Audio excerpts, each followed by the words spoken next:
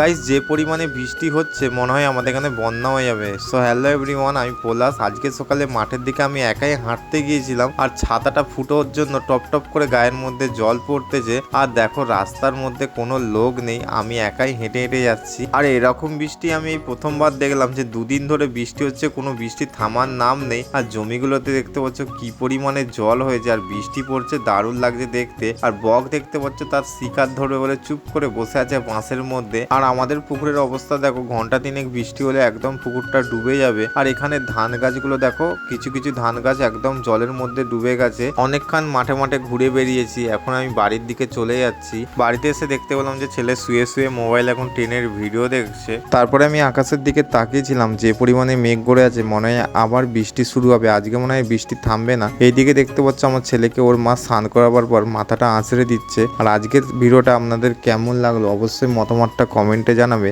ভালো লাগলে চ্যানেলটা তোমরা সাবস্ক্রাইব করে দিও গাইস। টাটা।